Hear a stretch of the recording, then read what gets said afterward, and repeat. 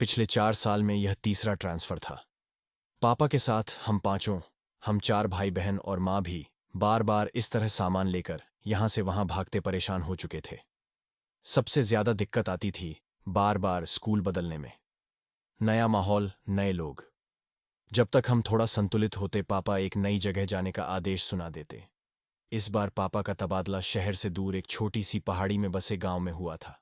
हम चारों का मुंह लटका हुआ था। एक तो गांव, वो भी इतना पिछड़ा हुआ, ना ढंग का स्कूल होगा ना रहने की जगह। ऊपर से हमारे बड़े परिवार का छोटे मोटे मकान में गुजारा भी नहीं था। पापा ने बताया कि रहने के लिए डाक विभाग की ओर से एक पुराना बंगला तैयार करा दिया गया है, कोई दिक्कत नहीं आएगी। गांव में एक स्कूल भी है और कुछ ही दिनों में दोस्ती भी हो ही जाएगी आसपास के लोगों के साथ। भारी मन से हमने अपना शहर वाला आवास छोड़ा और पहाड़ी के लिए निकल पड़े। हम 4 भाई बहनों में सबसे बड़ा मैं, रवि, फिर मुझसे छोटा सचिन, फिर हमारी 2 छोटी बहनें, विनी 14 वर्ष और सोनी 10 वर्ष थीं। विनी चारों भाई बहनों में सबसे ज्यादा चंचल और खिलंदड़ स्वभाव की थी।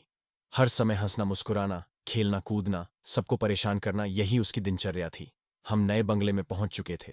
बंगला हमारे अंदाजे से कई गुना बड़ा था। बंगले का एक भाग हमारे रहने के लिए साफ किया गया था, बाकी लगभग आधे भाग में कहीं ताले जड़े थे तो कहीं भयंकर टूट फूट मची थी, कहीं कहीं दरवाजों पर सांकल लगाकर छोड़ा गया था। हमारे उस बंगले में पहुंचने पर वहां एक बुजुर्ग महिला ने बताया कि उसके पुरखे भी इसी हवेली की देखरेख करते थे। वो अपने माता पिता की इकलौती संतान थी। शादी के कुछ समय बाद ही उसके पति का देहांत हो गया तो वो वापस इसी हवेली की देखरेख करने लगी। माई लगभग 75 साल की बूढ़ी महिला थी। उनकी तजुर्बेदार आंखों ने जाने क्या क्या देखा हुआ था। हमारे परिवार को देखकर उन्होंने मेरी दोनों छोटी चुलबुली बहनों के सर पर प्रेम से हाथ फेर कर कहा, अल्लाह हाफिज, आप मुस्लिम हैं? माँ ने कुछ घृणा से भरे भाव चेहरे पर लाकर कहा, जी मैडम, एक बात का ख्याल रखिएगा, बच्चियां बंगले के दूसरे हिस्से में न जाने पाए। बच्चियां मतलब क्या है आपका? माँ कुछ उखड़ सी गई थी। मेरा मतलब है बच्चे या बड़े, कोई भी बंगले के दूसरे भाग में न जाने पाए। जितना हिस्सा साफ किया है उतना ही भाग इस्तेमाल में लाएं, माई ने कहा। लेकिन क्यों, ऐसा क्या है वहां? माँ अधीर हुई जा रही थी। कुछ नहीं है, बस बरसों से खाली पड़ा है और अधिकतर हिस्सा टूटा फूटा है। कोई दुर्घटना न हो जाए इसीलिए एहतियातन कह दिया, बाकी जैसी आप लोगों की मर्जी। वो अपनी लाठी टेक कर जाने लगी। आप इस बंगले में नहीं रहती? मां ने हैरानी से पूछा। नहीं, मैं तो पास ही में छोटी सी बस्ती में रहती हूं, यहां से ज्यादा दूर नहीं है। अगर कभी कोई जरूरत हो तो बुला लीजिएगा। हम लोग घूम घूम कर पूरे घर का मुआयना करने लगे। पापा और माँ घर का सामान सही करने में व्यस्त हो गए। बारिश और काई के प्रभाव से बाहरी दीवारें काली पड़ चुकी थीं। हवेली के सामने की ओर छत पर एक बहुत बड़ी मोर की आकृति बनी हुई थी। अंदर प्रवेश करते ही बीच में हॉल नुमा बड़ा सा कमरा और उसके बाद चारों ओर बने अन्य कमरे। हवेली में ही पीछे की ओर एक बहुत बड़ा कुआं बना हुआ था। कुआं के पास में एक पीपल का बहुत पुराना पेड़ लगा था। पीपल से कुछ दूरी पर एक बूढ़ा बरगद दिखाई पड़ रहा था। मुख्य द्वार से कुछ दूरी पर कुछ झूले लगे हुए थे। किसी जमाने में बहुत भव्य महल रही होगी ये हवेली। इतनी बड़ी हवेली में तकरीबन 20 कमरे थे, जिनमें से लगभग 10 कमरे बंद थे या जर्जर हालत में थे। बाकी के 10 कमरों में से 4 तो हमने अपने लिए पसंद कर लिए थे। बाकी बचे कमरों में से एक पापा मम्मी का, एक को भंडार गृह, एक बैठक, एक मेहमानों के लिए आरक्षित करने के बाद भी 2 कमरे बच ही गए थे। ये बचे 2 कमरे मेरी दोनों शैतान बहनों के खेलने का मैदान बन चुके थे। हमारा दाखिला गांव के ही स्कूल में करा दिया गया था। पापा को मिली सरकारी गाड़ी से हम जब तब आसपास के सुंदर दृश्य देख अभिभूत हो जाते थे। पहाड़ी इलाके बेहद खूबसूरत होते हैं। गांव में रहना इतना आनंददायक हो सकता है, ये बात हमने यहाँ चांदपुर आकार ही जानी थी। पहाड़ों में प्राकृतिक सुंदरता के अतिरिक्त एक और चीज बहुत प्रसिद्ध होती है, वो है यहाँ की काले जादू और भूत प्रेत की कहानियां। मेरे सहपाठी अक्सर मुझे यहाँ वहां के भूतिया किस्से सुनाकर डराते रहते थे। मैं भी घर आकर अपने छोटे भाई बहनों को डराने के उद्देश्य से वो कहानियां और भी मिर्च मसाला लगाकर सुनाता। वो तीनों अक्सर डर से रोने लगते तो मुझे अपनी जीत का एहसास होता और मेरे चेहरे पर मुस्कान खिल जाती। हमें यहां आए अभी कुछ ही दिन हुए थे। मैं छोटे सचिन के साथ क्रिकेट खेल रहा था। माँ काम निपटाकर सोने चली गई थी। मुझसे तीनों बच्चों का ख्याल रखने का बोलकर माँ निश्चित थी। दोनों छोटी बहन भी खाली पड़े कमरों में धमाचौकड़ी मचा रही थी। अचानक विनी और सोनी झिझ्झासावश हवेली के प्रवेश निषेध वाले भाग में पहुंच गई। जाने क्या हुआ, अचानक एक तेज चीख की आवाज सुनाई पड़ी। मैं और सचिन बैट बॉल वहीं फेंक तेजी से अंदर की ओर भागे। चीख की आवाज सुनकर मां भी अपने कमरे से दौड़ती हुई बाहर निकल आई थी। हम दौड़ते हुए हॉल में पहुंचे। वहां कोई दिखाई नहीं दे रहा था। सोनी के रोने की लगातार आवाजें आ रही थीं। मुझे समझते देर न लगी कि सोनी के रोने की आवाज हवेली के दूसरे भाग से आ रही है। मैंने सचिन का हाथ पकड़ा और दौड़ते हुए हवेली के वर्जित भाग में घुस गया। हर तरफ मकड़ी के जाले और धूल का भंडार फैला हुआ था। सामने देखा तो विनी नीचे बेहोश पड़ी थी और सोनी उसके पास खड़ी जोर जोर से रो रही थी। लगभग उसी समय मां भी हमारे पास पहुंची। विनी को बेहोशी की हालत में देखकर मां की चीख निकल गई। किसी तरह विनी को लेकर हम बाहर हवादार कमरे में आए। सोनी को पुचकार कर चुप कराने के बाद मैंने उससे पूछा, तुम चीखी क्यों और विनी कैसे बेहोश हो गई? भैया मैं नहीं चीखी, मैं तो विनी को खोजती हुई बाहर हॉल में पहुंच गई थी। वो शायद अंदर छिपने गई थी। उसकी चीख की आवाज सुनकर मैं भाग कर आई तो वो ऐसे नीचे पड़ी हुई थी, सोनी ने सुबकते हुए बताया। मां विनी को देखकर रोने लगी थी। मेरी हालत भी खराब हुई जा रही थी। मां को संभालूं, सोनी को संभालूं या फिर बेहोश पड़ी विनी को देखूं। सचिन दौड़कर 2 गिलास पानी ले आया। एक गिलास मां को थमाकर दूसरे से विनी के चेहरे पर छींटे मारे तो वो धीरे धीरे होश में आने लगी। विनी को कुशल मंगल देख मां और सोनी का रुदन भी थम गया था। मां ने पेड़ से विनी के सर पर हाथ रखकर पूछा, क्या हुआ बेटा, तुम बेहोश कैसे हो गई? वो मां में छिपने गई थी। वहां उस कमरे के दरवाजे पर सांकल बंद थी और उस पर रक्षा सूत्र बंधा हुआ था। मैंने उसे खोलकर कमरे में जैसे ही प्रवेश किया वहां सब धुआं धुआं सा दिखने लगा। मैंने बाहर निकलने की कोशिश की तो लगा जैसे बाहर आने का रास्ता ही खो गया। मैं डर के मारे चीख पड़ी। उसके बाद मुझे नहीं पता मैं यहां कैसे आई। विनी ने पानी पीते हुए बताया, मतलब तुम कमरे के अंदर थी तो बाहर कैसे निकली? तुम तो बाहर नीचे पड़ी हुई थी, सचिन ने कहा। मुझे नहीं पता भैया, लेकिन मुझे बहुत डर लग रहा है। अब मैं कभी उस तरफ नहीं जाऊंगी, विनी ने जवाब दिया। उस समय विनी को शांत कराना ज्यादा जरूरी था, इसलिए बात को वहीं रफा दफा करके मम्मी उनके लिए हलवा बनाने की तैयारी में लग गई। इस घटना से कुछ बातें मेरे मन में खटक गई थीं। अगर विनी की बात सच है तो वहां पर दरवाजे पर मैंने कोई रक्षा सूत्र बंधा क्यों नहीं देखा? दूसरी बात, कमरे से विनी बाहर कैसे पहुंची? अंदर धुआं कहां से और क्यों आया? मन में विचित्र ख्याल आ रहे थे।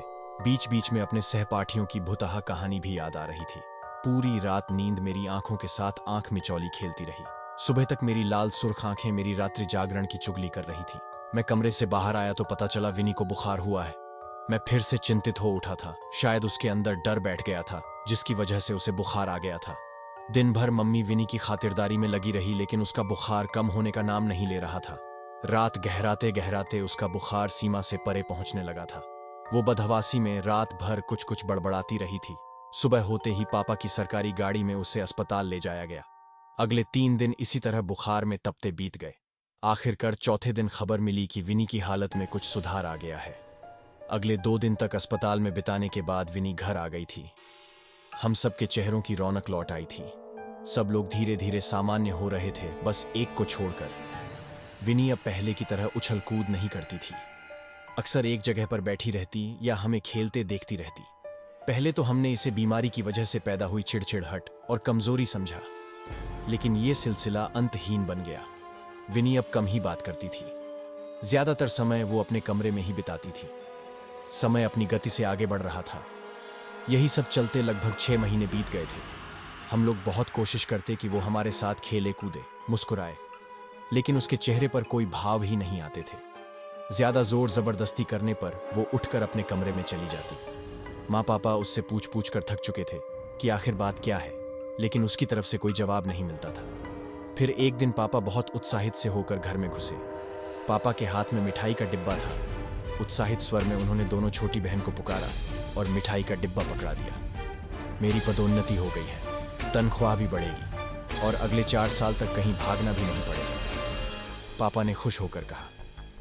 प्रमोशन की खबर ने हम सबके चेहरे पर मुस्कान ला दी थी। पापा सभी को मिठाई खिलाने लगे तो विनी पापा का हाथ झटक कर अंदर भाग गई। पापा के प्रमोशन होने के बाद अब घर में पैसों की कोई दिक्कत नहीं थी। नई पोस्ट पर पापा की अच्छी खासी ऊपरी कमाई होने लगी। घर का माहौल बदलने लगा था।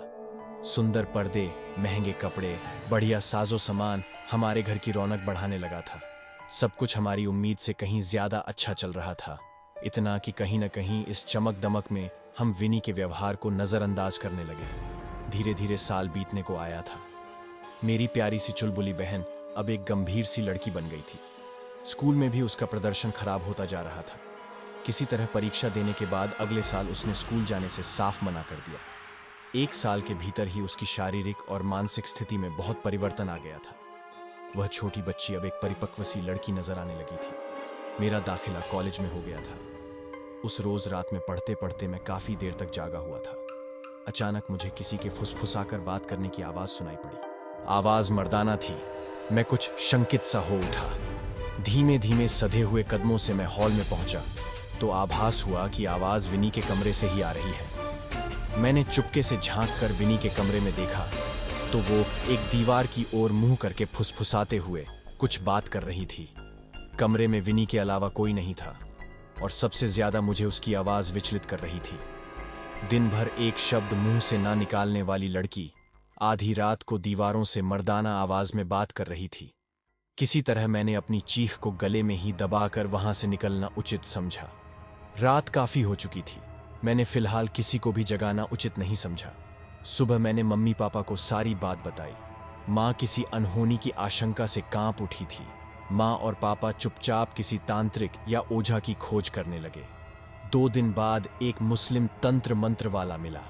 माँ और पापा को उस तांत्रिक ने कुछ भभूत पढ़कर दी, जिसे विनी के कमरे में छिड़कना था और घर के बाकी हिस्सों में भी छिड़कना था। किसी तरह विनी की नजर से बचाकर सारे घर में भभूत छिड़क दी गई। उस रोज कई साल बाद विनी ने अच्छी तरह से खाना खाया। 1-2 बार मुस्कुराई भी। माँ को तांत्रिक पर अटूट विश्वास हो गया था। अगले कुछ दिन हमारे लिए बेहद सुहाने रहे। विनी हमारे बीच कुछ देर के लिए आकर बैठती और 1-2 बार मुस्कुराती भी। उसके ठीक होने की उम्मीद सी बंध गई थी। पापा मम्मी के साथ तांत्रिक के पास गए हुए थे। तांत्रिक को विनी की हालत में हुए सुधार की जानकारी दी तो वह आत्मविश्वास से भर उठा। अगले दिन उसने हवेली में आकर पूरे घर को बाधा मुक्त करने का आश्वासन दिया। माँ ने तांत्रिक के कहे अनुसार सारा सामान पहले ही तैयार कर दिया था। तय समय पर वो हवेली पहुंचा। तंत्र की सारी तैयारी करने के बाद ओझा ने विनी को बुलाने का आदेश दिया। विनी तांत्रिक को देखकर रहस्यमयी तरीके से मुस्कुराई।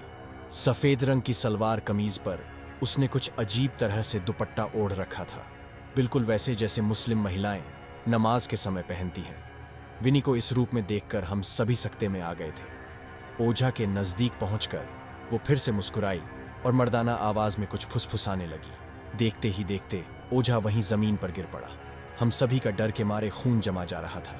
कुछ ही देर में ओझा की आंखें पलट गईं। उसे देखकर विनी ने जोर का ठहाका लगाया और गुस्से में मां को घूरने लगी। फिर उसने हम सब की तरफ नजर घुमाई और अपने कमरे की ओर जाने लगी। विनी अपने कमरे में चली गई थी। हम सब अभी भी सन्न थे। किसी तरह पापा ने हिम्मत करके उस ओझा की नब्ज छूकर देखी। पापा के माथे पर पसीने की बूंद छलक आई। मुझे आवाज लगाकर पापों ने जल्दी से गाड़ी निकालने का आदेश दिया। ओझा की टूटती छूटती सी सांसें अभी भी चल रही थीं और पापा उसे मरने नहीं देना चाहते थे। हम उसे किसी तरह अस्पताल में भर्ती कराकर रात तक घर लौट आए। घर में अजीब किस्म का सन्नाटा पसरा हुआ था।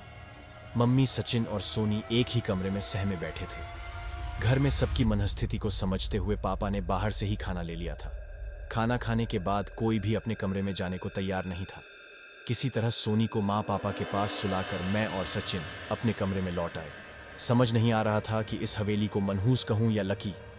इस हवेली में आने के बाद पापा ने बहुत तरक्की की है। भला कोई भूतिया घर भी किसी के लिए शुभ हो सकता है। कहीं विनी को कोई मानसिक परेशानी तो नहीं हो गई जो वह ऐसी हरकतें कर रही है। लेकिन ओझा का उसी समय गिरना, डॉक्टर का कहना है कि ओझा को हार्ट अटैक आया था। वो तो किसी को भी हो सकता है। मैं अपनी आंखों से देखे हुए सच को विज्ञान की कसौटी पर रखकर झुटलाने के प्रयास में लगा था। रात के 12 बजे तक सचिन सो गया था, लेकिन मेरी आंखों में नींद नहीं थी। माँ पापा और सोनी का हाल जानने के लिए मैं उनके कमरे की ओर जाने के लिए निकला तो देखा विनी। पापा मम्मी के कमरे के बाहर खड़ी सिसक रही है। उसकी पीठ मेरी ओर थी, लेकिन ध्यान से सुनने पर उसकी कुछ कुछ आवाजें टूटे हुए लहजे में मुंह तक पहुंच रही थीं। मैं कमरे की ओट में छिपकर सुनने की कोशिश करने लगा। हमारे वालिद और अम्मी को मुआफ कर दो, वो बस हमारी खैरियत चाहते हैं। अल्लाह के लिए उनकी जान बख्श दो, या अल्लाह मदद। विनी की आवाज मुंह तक पहुंची। विनी की भाषा सुनकर मेरे पूरे शरीर में अजीब सी झुरझुरी दौड़ गई। मेरी हिंदू परिवार में पली बड़ी बहन कब और कैसे इतनी शफ़ोक उर्दू बोलने लगी? दिमाग काम नहीं कर रहा था। अचानक ही प्यास से मेरा गला सूखने लगा। वो किससे याचना कर रही थी? क्या रहस्य है इस उर्दू का, मैं समझ ही नहीं पा रहा था। अगले कुछ दिन विनी ने अपने कमरे में ही बिताए। तीसरे दिन खाने की टेबल पर बैठते हुए उसने मां से खीर खाने की फरमाइश की। फिर धीरे धीरे उसकी खाने को लेकर मांग बढ़ती ही गई। कभी वो चाट मांगती तो कभी भटूरे। बस अपना खाना सीधा कमरे में उठाकर ले जाती। उसका पहनावा, रहन सहन सब मुस्लिम महिलाओं की तरह हो गया था। एक रोज मां को बूढ़ी माई की याद आई। वह अम्मा भी तो मुस्लिम ही थी ना, कहीं उन्होंने ही तो कोई टोना टोटका नहीं करा दिया मेरी बच्ची पर। मां अब अम्मा को ही कसूरवार ठहरा रही थी, लेकिन किया क्या जाए? ऐसे आसानी से तो वह मानेंगी नहीं कि उन्होंने कोई टोटका किया है। किसी तांत्रिक की मदद ही लेनी पड़ेगी। मां ने शाम को पापा को अपने दिल की बात बताई। मैं अभी हॉस्पिटल में उस ओझा को देखकर आ रहा हूं। उसके आधे शरीर में लकवा हो गया है, जुबान टेढ़ी हो चुकी है, कुछ भी बोलने या चलने फिरने की हालत में नहीं है। मुझे देखकर वो अजीबोगरीब घे घे घे जैसे आवाज निकालने लगा। मुझे नहीं लगता अब कोई भी तांत्रिक इस हवेली में आना चाहेगा। फिर भी अपनी बच्ची की सलामती के लिए पापा कई तांत्रिक के पास भटके, किंतु कोई भी मदद करने को तैयार नहीं हुआ। 2 महीने बीत गए थे। हम सभी निराश हो चुके थे। पापा ने बहुत कोशिश की कि उनका ट्रांसफर हो जाए, लेकिन कोई काम नहीं बन रहा था। ऐसा लगता था मानो हम बंध गए हैं इस हवेली में। इधर विनी की हरकतें कुछ अजीब हो गई थीं। उसकी तबीयत खराब सी रहने लगी थी। 1-2 बार वो चक्कर खाकर भी गिर पड़ी थी। जब एक दिन उसने खाने को देखकर उल्टी की तो मां घबराने लगी। कोई उपाय सूझता न देख मां ने बूढ़ी अम्मा के पास जाने का निर्णय लिया। किसी तरह पूछते पूछते मां अम्मा के घर पहुंची। छप्पर का एक कमरे का मकान था। घर में सामान के नाम पर कुछ बर्तन और एक चारपाई रखी थी। मां को देख वो थोड़ा परेशान सी हो उठी। मालकिन कैसे आना हुआ? मुझे बुलवाया होता। अम्मा, मेरी किसी बात का बुरा लगा हो तो मैं माफी मांगती हूं, मां ने रुआं से स्वर में कहा। कैसी बात करती हैं मैडम, कुछ बात हुई है क्या? अम्मा, आपने कहा था ना कि बच्चों को दूसरे भाग में मत जाने देना, लेकिन एक दिन मेरी बच्ची गलती से वहां चली गई थी। तब से मां ने पूरी कहानी उन्हें कह सुनाई। मां की बात सुनकर उनके माथे पर चिंता की लकीरें उभर गईं। ये कैसे हो सकता है? उन्होंने घड़े से निकालकर एक गिलास पानी पिया। आप पहले क्यों नहीं आए? अब बहुत देर हो गई। क्या मतलब है आपका? मां ने पूछा। खुद को संभालिए मैडम, जो मैं बोलने वाली हूं आप शायद बर्दाश्त नहीं कर पाए। मां हैरत से उन्हें देख रही थी। आपकी बच्ची पेट से है। क्या बकवास कर रही हैं आप? मां फट पड़ी थी। मैं सच कह रही हूं, इतिहास खुद को दोहरा रहा है। यह सब पहली बार नहीं हो रहा, अम्मा ने कांपते स्वर में कहा। लेकिन कैसे? कौन? मतलब हो क्या रहा है ये सब? मां सर पकड़कर बैठ गई। मैं आपको पूरी बात बताती हूं, आप थोड़ा धैर्य रखिए, अम्मा बताने लगी। मैं अपने अम्मी अब्बू की इकलौती संतान नहीं हूं। मेरी एक बड़ी आपा भी थी जिनका नाम रेशम था। मुझसे 15 बरस बड़ी थी। तकरीबन 90 बरस पहले की बात है। अब्बू डाक विभाग में चतुर्थ वर्गीय कर्मचारी थे। देश पर अंग्रेजों का राज था। अंग्रेज अफसरों के रुकने और ठहरने के लिए इस आलीशान हवेली को डाक बंगला बना दिया गया था, जिसकी देखभाल की जिम्मेदारी मेरे अब्बू की थी। अब्बू पूरी ईमानदारी से अपना काम करते थे। मेरे अम्मी अब्बू हवेली के जर्जर हो चुके भाग में जो आखिरी कमरा है वहां रहते थे। मेरी 13 वर्षीय आपा भी उसी कमरे में उनके साथ रहती थी।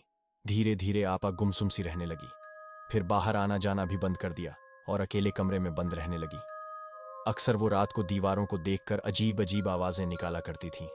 कभी बैठे बैठे रोने लगती तो कभी हंसने लगती। मेरी मां को आप ही के जन्म के बाद कोई बच्चा नहीं हो रहा था। इस हवेली में आने के 2 साल बाद अम्मी की कोख फिर से हरी हो गई। उधर अंग्रेजी सरकार से हवेली की देखरेख के नाम पर मोटी रकम आने लगी।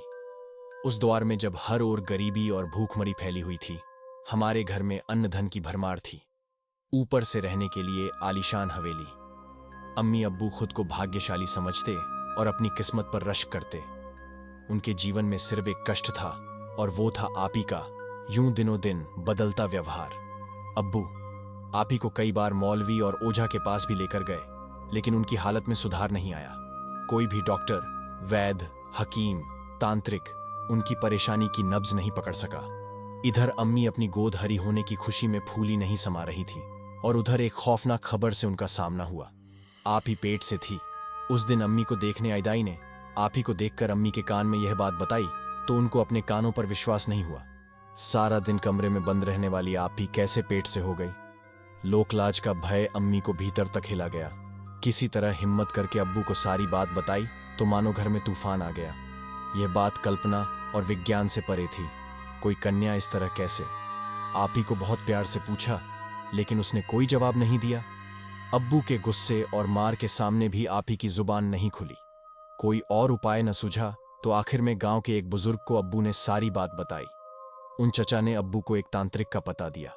अब्बू रेशम आपा का पहना हुआ एक कपड़ा लेकर उस तांत्रिक के पास जा पहुंचे। तांत्रिक ने अब्बू से आप ही का कपड़ा लेकर सूंघा और कुछ मंत्र साधना करने लगा। कुछ देर बाद तांत्रिक ने अब्बू को कहा, तुम्हारी बेटी का बचना बहुत मुश्किल है, लेकिन मेरी बेटी को हुआ क्या है और ये सब क्यों हो रहा है? अब्बू ने भरी आंखों से प्रश्न किया। तुम्हारी बेटी पर किसी भूत प्रेत या आत्मा का साया नहीं है।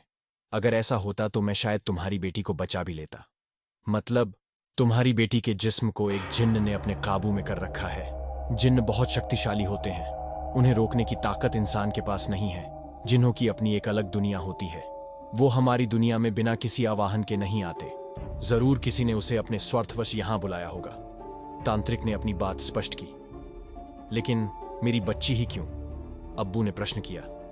आप मुझे कल तक का समय दो, मैं अपनी साधना से पता लगाता हूं ये जिन्न यहां क्यों और कैसे आया है और आपकी बच्ची से क्या चाहता है। सारी रात आंखों में काटने के बाद अगले दिन सवेरे ही अब्बू तांत्रिक के पास पहुंच गए। मैंने सारी रात कब्रिस्तान में तंत्र साधना की है।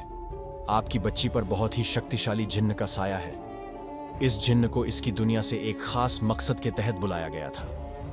इस हवेली में रहने वाले सम्राट ने अपनी अंधी महत्वाकांक्षा को पूरा करने के लिए एक ओझा को पैसा देकर जिन्हों की दुनिया का रास्ता मालूम किया।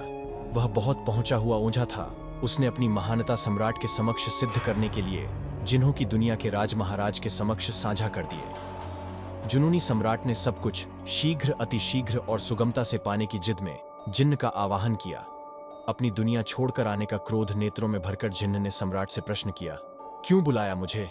राजा की आंखों में चमक आ गई। उसे लगा जिन्न की सहायता से वो सारी दुनिया को अपनी मुट्ठी में कर लेगा। मैं चांदपुर का सम्राट हूं, तुम मेरी सेवा में हाजिर हुए हो। मेरी आज्ञा का पालन करना तुम्हारा धर्म है। सम्राट की बात सुनकर जिन्न ने अट्टहास किया, मैं किसी का सेवक नहीं, मैं पूछता हूं क्यों बुलाया मुझे? जिन्न दुगनी तेजी से चिल्लाया और अचानक से पहाड़ की तरह ऊंचाई में फैलने लगा। यह सब देख राजा को घबराहट होने लगी। उसने तो ओंझा की लिखी पुस्तक में पढ़ा था कि जिन्न इंसान को अपना आका समझ उसकी हर मुराद पूरी करता है, किंतु यह तो अलग ही मिजाज का जिन्न है। इंसान ने जब जब अपने दायरे से बाहर निकलकर दूसरी दुनिया को जानने की उत्सुकता में कोई भी मूर्खतापूर्ण कदम उठाया है, उसे विनाश ही हासिल हुआ है। मनुष्य बेशक दुनिया का सबसे बुद्धिमान और ताकतवर जीव है, किंतु हर बार उसका अध्ययन और अनुमेल सटीक बैठे ऐसा जरूरी तो नहीं। ओझा के अनुमाने के उलट यह जिन्न सृजन नहीं विनाश लेकर आने वाला था। जिन्न फिर से गुर्राया, बोलो क्यों बुलाया मुझे मेरे लोक से? माँ जल्दी घर चलो। सचिन ने आकर माँ को झींझोड़ा। सचिन की आवाज से माँ वर्तमान में लौट आई। क्या हुआ? कोई खास बात है क्या? माँ खुद अपनी आंखों से छलकर देखो क्या हुआ है। घर पहुंचकर माँ ने जो देखा उससे उनका कलेजा मुंह को आ गया। मैं खड़ा गिड़गिड़ा रहा था। विनी दोहरी आवाज में कुछ बोल रही थी। एक आवाज उसकी खुद की थी जिसमें वह मदद के लिए पुकार रही थी और दूसरी मर्दाना आवाज बहुत भारी और गरज के साथ आ रही थी। मर्दाना आवाज स्पष्ट नहीं थी, लेकिन इतना जरूर समझ आ रहा था कि वो कुछ धमकी भरी बात कर रहा है। विनी का शरीर पूरा अकड़ चुका था, गर्दन बाएं ओर झुकी हुई, मुंह से बेतहाशा गिरती लार, ऊपर की ओर चढ़ी हुई आंखें और दोनों हाथ मानो अलग अलग दिशा में मरोड़े हुए प्रतीत हो रहे थे। उसके खुले बिखरे बाल पूरे दृश्य को और भयावह बना रहे थे।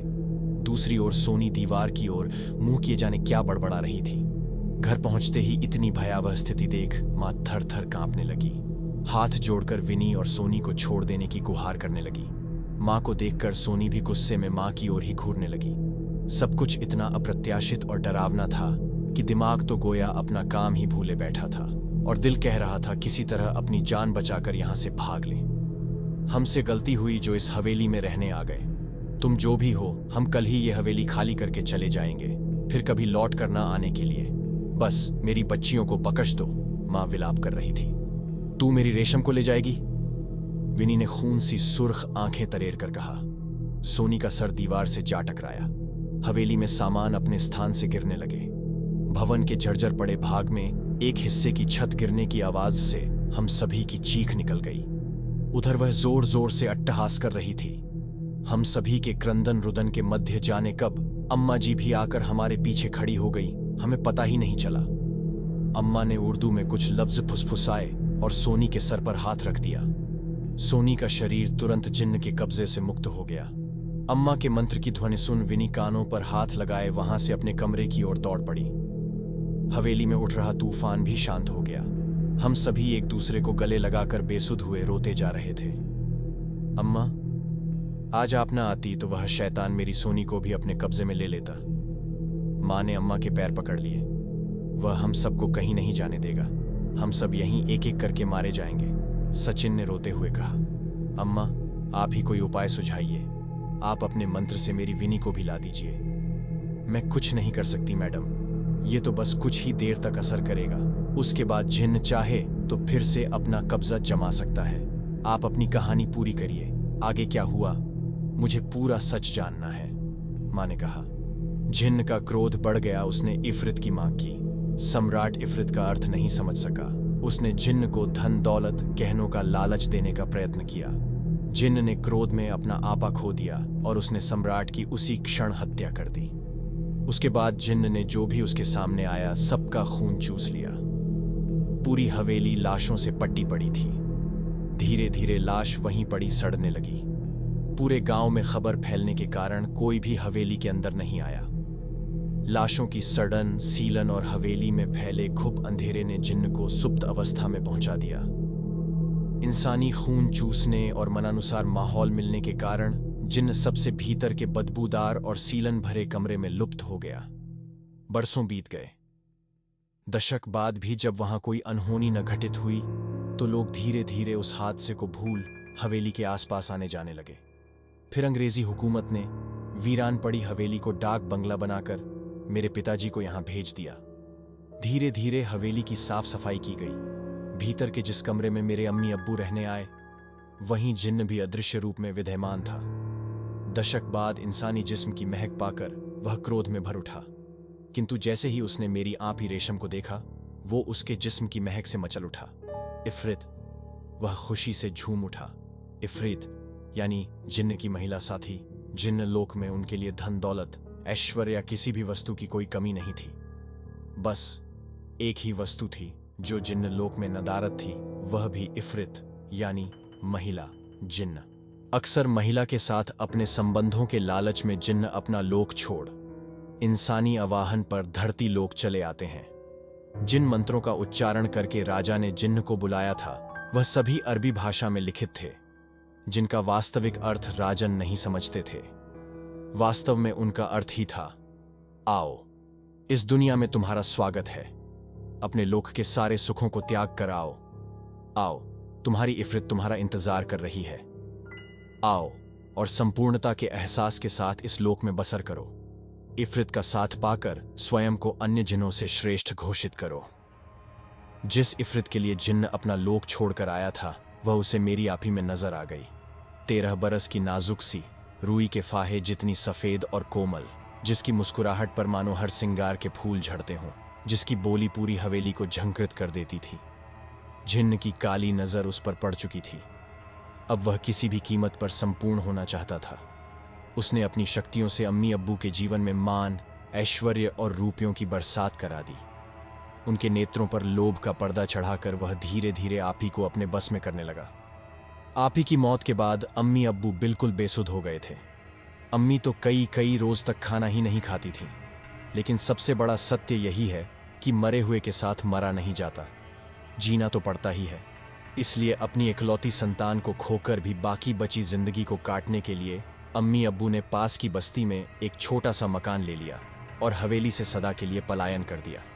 आप ही की मौत के ठीक 5 महीने बाद मेरा जन्म हुआ, लेकिन उससे भी अम्मी के निर्जन पड़े मन में कोई हलचल पैदा नहीं हुई। मेरा सारा बचपन यूं ही उपेक्षित सा बीता। जिन्न चला तो गया था हमारी जिंदगी से, लेकिन एक अजीब सी मनहूसियत सदा मेरे परिवार का पीछा करती रही। अम्मी अब्बू अपनी जवान बेटी की अपनी आंखों के सामने हुई दर्दनाक मौत को कभी भुला ही नहीं पाए। आप ही के गम में अम्मी मुझे 12 बरस की उम्र में ही छोड़कर अल्लाह को प्यारी हो गई। अब्बू भी चुप की चादर लपेटे बस अपने दिन काट रहे थे। हमारे परिवार की खुशियां तबाह हो चुकी थी। 17 बरस में मेरा निकाह हुआ तो लगा अब जीवन में कुछ रंग भर जाएंगे, किंतु यहां भी बदकिस्मती ने मेरा पीछा नहीं छोड़ा। निकाह के कुछ दिन बाद ही मेरे शौहर का इंतकाल हुआ और मैं वापस अब्बू के पास आ गई। अब्बू ने कभी नेह भरे 2 शब्द भी नहीं बोले थे मुझसे। उनके भीतर कहीं गहरे में यह बात समाई थी कि मेरा जन्म उस जिन्न के प्रलोभन का प्रतिफल है। समय बीतता गया और ऐसे ही नीरस जीवन बिताते अब्बू भी अल्लाह को प्यारे हो गए। अब बस मैं ही अकेली अपने जीवन के अंतिम दिन गिन रही हूं। लेकिन मुझे एक बात नहीं समझ में आ रही कि वह जिन्न कमरे से बाहर कैसे निकला। अम्मा ने अपने भीगते कोरों को आंचल से पोंछते हुए कहा, हो सकता है उन मंत्रों का प्रभाव खत्म हो गया हो और जिन अपनी डिबिया से निकलकर दरवाजे के खुलने की प्रतीक्षा कर रहा हो। विनी ने भूलवश दरवाजा खोला हो और जिन्न ने उस पर अपना असर दिखा दिया हो। मां ने अपना अंदाजा लगाया। रेशम की कहानी सुनने के बाद मां बहुत बेचैन सी नजर आ रही थी। रह रहकर उनकी आंखों से आंसू गिरने लगते, किंतु आज वह अपनी ममता में न बहकर विवेक से काम लेना चाहती थी। अब आप ही सुझाव दें अम्मा, क्या करें? मेरी बच्ची भी उस शैतान का अंश अपनी कोख में लिए हुए है और शायद उसे अंदाजा हो गया है कि हम कुछ न कुछ कदम उठाने वाले हैं। तभी विनी अपने कमरे से बाहर निकल आई।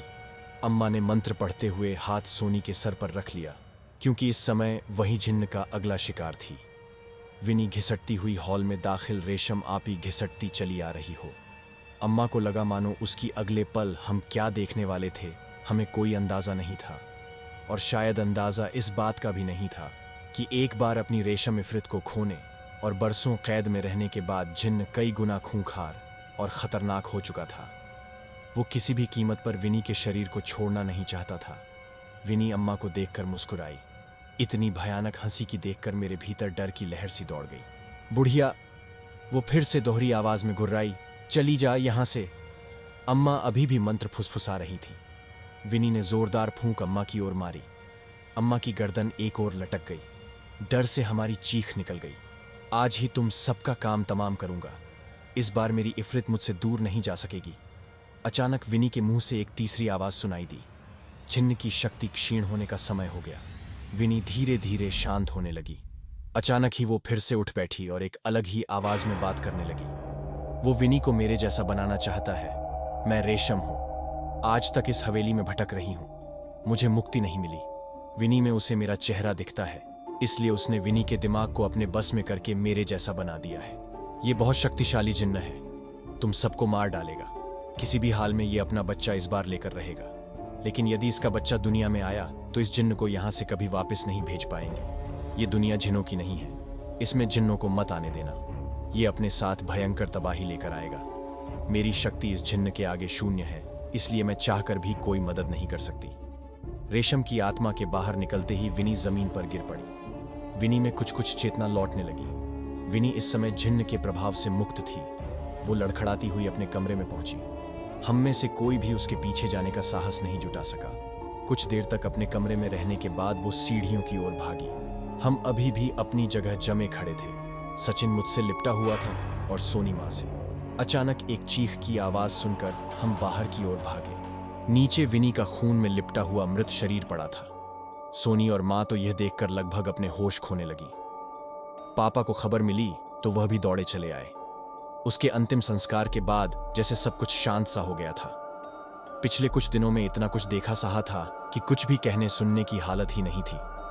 घर में सभी कभी तो रोते रोते बेसुध हुए जा रहे थे और कभी एक कतरा भी आंसू नहीं गिर रहा था किसी की आंखों से। कोई भी किसी को दिलासा देने की स्थिति में नहीं था। 4 दिन बाद विनी के कमरे से एक चिट्ठी मिली। बेहद खराब लिखाई में कुछ शब्द कागज पर लिखे हुए थे। मां, शायद मेरी मृत्यु तय है।